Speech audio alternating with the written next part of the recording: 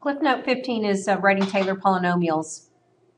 I know it looks really crazy here when we had this in PDF format only. When we tried to convert it to a Word document, it just didn't like all the symbols. So hence we've got this mess here. Your note card, however, is exactly what you need. All right, so you might want to refer to that without referring to this. These are the steps necessary to construct a Taylor polynomial or series. So we'll start with example 1. We're going to find the first 4 terms of the Taylor polynomial for this function right here. About the center, x equals 2. It doesn't like me writing in this space, so I think I won't. All right, we're going to find the first 4 terms of the Taylor, the polynomial that closely approximate this function as long as we're near x equals 2. So I'm going to take and rewrite the function to get it ready for differentiation because I need a few derivatives. So pull the denominator up. I'm going to go ahead and find a few derivatives. I'm hoping that the first 4 terms result in just the first 3 derivatives because the first term would come from the constant. We'll see. Differentiating, chain rule, derivative of the inside is just 1.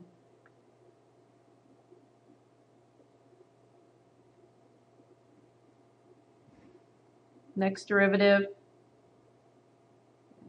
Okay. I'm going to pause here after the third derivative and see what happens. Pausing meaning I'm coming over here now and taking each of the function and its derivatives and evaluating it at the center too. Okay, because whatever polynomial I come up with has to match this function at its functional value and all the derivatives. So I have to have the same y value on the polynomial and the function, the same slope at 2 on the function and the polynomial, etc. So f of 2, let's see, that would be 1. Nice. So for the first 4 terms, that's one of them. I just need to evaluate these derivatives and put it in my formula. F prime of 2, that's going to be negative 1. If I were to clean that up. So this is f prime of 2. F double prime of 2 results in 2. And the third derivative at 2 is going to give you negative 6. Okay, so we have everything we need to write the first 4 terms. So this is really the 4th degree polynomial. We always start off with the functional value. Okay, and then we're going to add. Okay, I'm going to add the derivative. And for me, I just build it like I would for later derivatives, meaning I need a fraction here. Even though it's not up there in your series, it's just part of the pattern. Okay, this is going to be x minus 2 to the first power. So that means this is 1 factorial, and this is the evaluation of the first derivative at 2, which is negative 1. I can come back and clean it up later if I want. Yeah, I do know that's 1 minus quantity x minus 2. But that structure helps me get started. Okay, I build a fraction. The second derivative goes here. That'd be 2. The denominator is 2 factorial, quantity x minus 2 squared. So I have 1, 2, 3 terms. I need one more. So plus third derivative, negative 6 over 3 factorial, quantity x minus 2 cubed.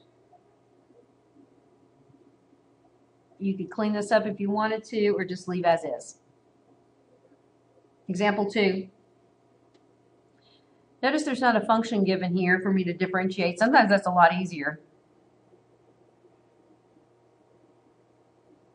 Third degree Taylor polynomial for a function about x equals 2, so we need to keep that in mind. The functional value starts it all off,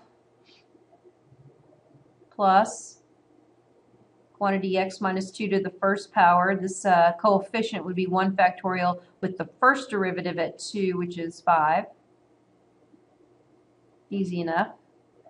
Plus quantity x minus 2 squared. The numerator is the second derivative. It's over 2 factorial. That's why we have 3. Okay.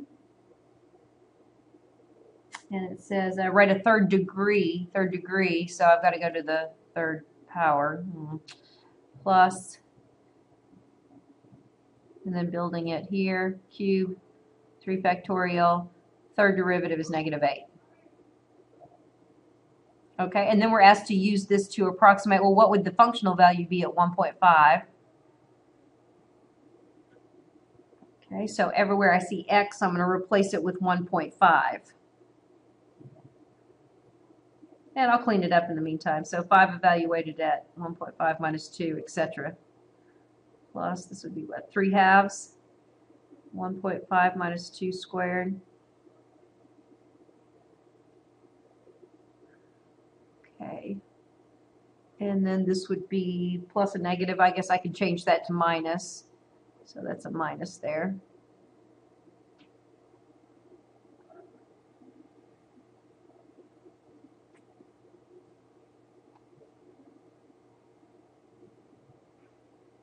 Three factorial is 6. I guess I could change that to 4/3. But I'm actually going to just abandon this problem right here because it's just a calculation. All right, without a calculator, boy, that'd be kind of tedious. They might just ask for the setup, don't solve. That seems like it'd be pretty tedious to solve, though. Although I would make the comment that I probably wouldn't work with decimals so much. Maybe I would change that to fractions. Then it wouldn't be so bad. I know that seems funny, but then this would just be, what, -1/2? And it'd be easier to work with, perhaps. But for this, I'm going to leave it. Let's go to example 3. We're asked to find the 4th degree Taylor polynomial.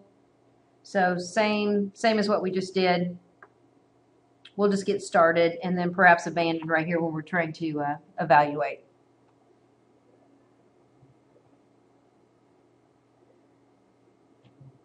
Fourth degree, not 4 terms, but 4th degree. So it looks like I need to go to the 4th derivative. Yeah.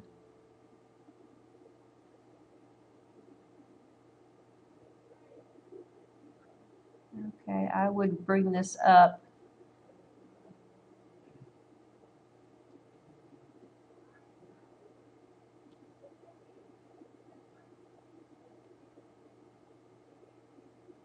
Usually after the 3rd derivative, they start going with Roman numerals here.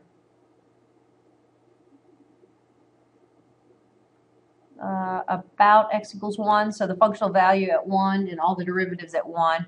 Easy enough, that's 0.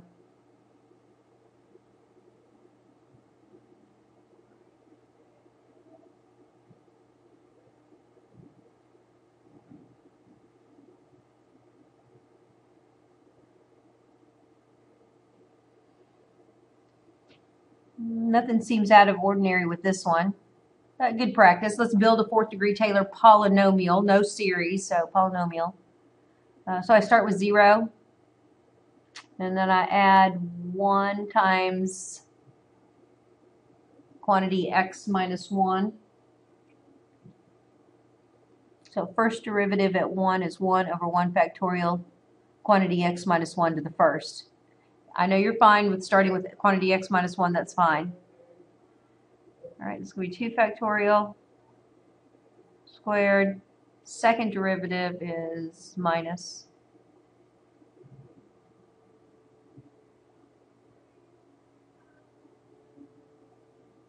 Third derivative is 2. And the 4th degree term.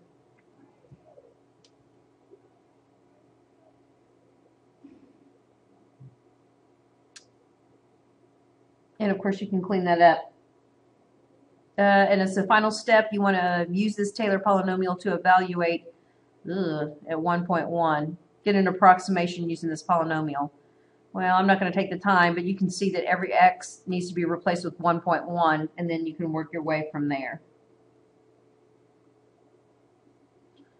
All right, note card 15. Let's move on to note card 16. So this note card deals with Taylor series, not just polynomials, but Taylor series, where we can. It suggests that it goes on and on and on, and that series is that function. All right. So example 1, we're paying attention to the center, paying attention to the formula they give you for the nth derivative.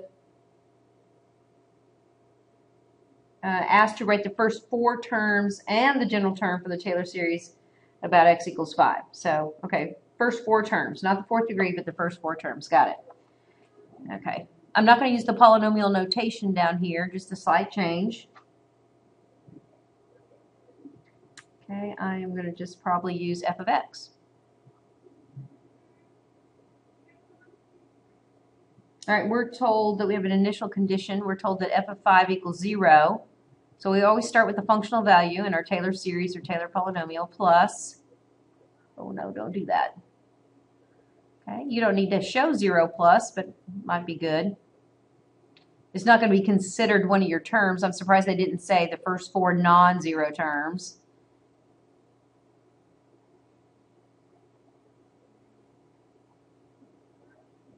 And that's the first. I need the first derivative at 5.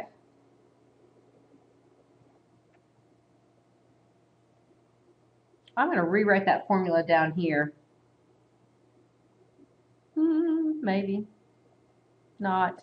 It keeps moving. It doesn't like me writing here. Let me see if it is okay here. The nth derivative of f at 5 is given by this formula.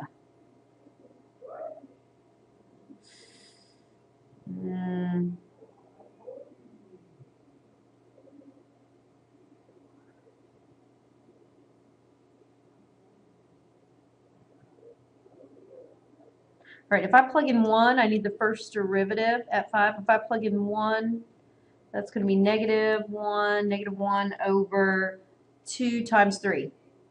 It's a fraction in itself, negative 1 over 2 times 3. It doesn't like me writing up here, apparently. All right, I better move on quickly. Plus, I'm going to build another term here. This is going to be 2 factorial x minus 5 squared. So now plug 2 in here because that's the numerator of this coefficient. That's positive 2 factorial, I'll clean it up later, over 2 squared, and then in parentheses would be 4. All right, so I only have 2 terms. I've got to find 2 more. Oh, great.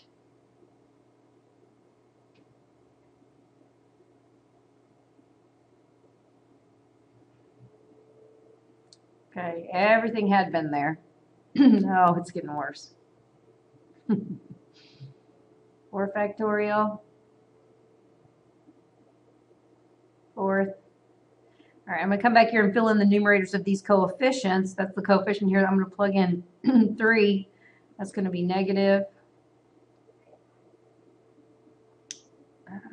3 factorial over 2 cubed times 5. I can see if I do clean this up that these factorials are going to cancel. Okay, maybe I can build this then without even having to look over here.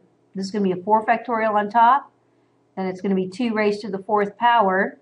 And this next number I multiply by is always 2 more than this exponent, so times 6. Just good to notice patterns. That's the first 4 terms. Plus dot, dot, dot. Plus, now I need the general term. Well, the nth term, well, this whole numerator is going to be replaced with this expression right here.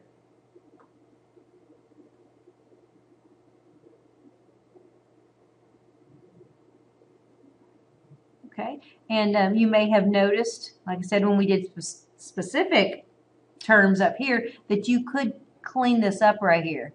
If you wanted to instead put a different general term, we can cancel the n factorial with the n factorial here and just simply have this be our coefficient in front of quantity x minus 5 to the n.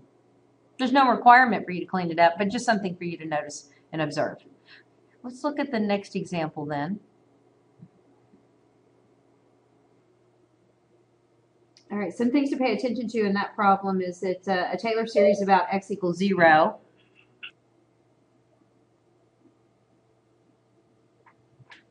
It says Taylor series about x equals 0. So that indicates it's really a Maclaurin series, and that's why that word is present right here. Let's see, something else to pay attention to. See if I can write it down here. is the nth derivative of the function at x equals 0 is given by, I think there's some parentheses missing even on your cliff notes as well. But I think through the context of the problem, you could probably figure out where those parentheses go. Okay. I wish they were more polished, I do. But at this point, they're better than nothing. I'm not going to throw the baby out with the bathwater, so to speak.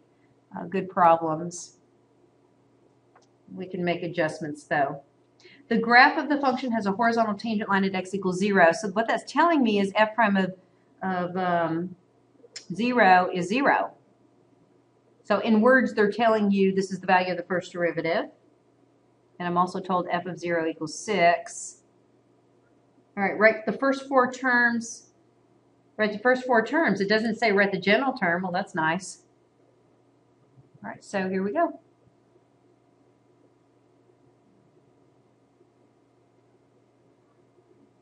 Okay, I'm going to start off with 6.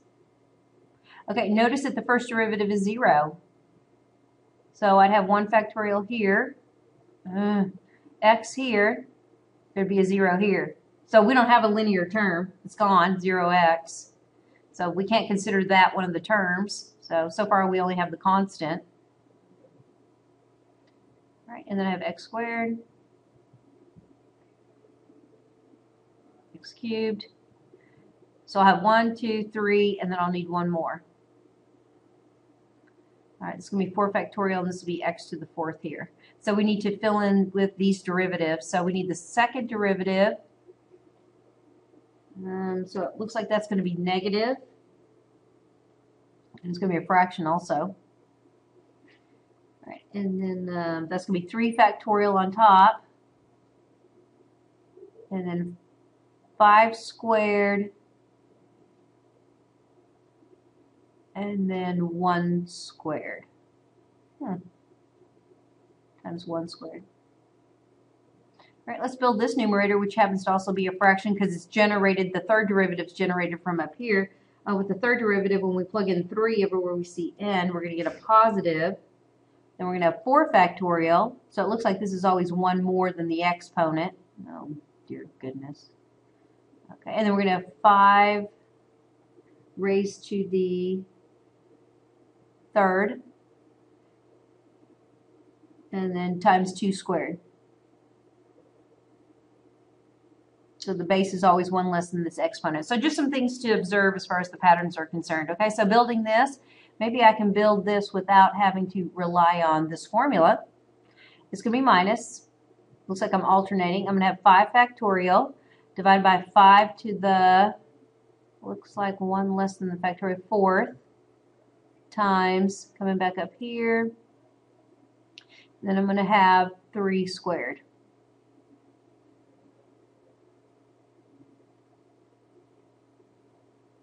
So I wrote the first 4 terms. This one doesn't count. Could you clean it up? Sure you can. Are you expected to? No, you're fine. Okay. Don't have to write the general term, so I'm good to go.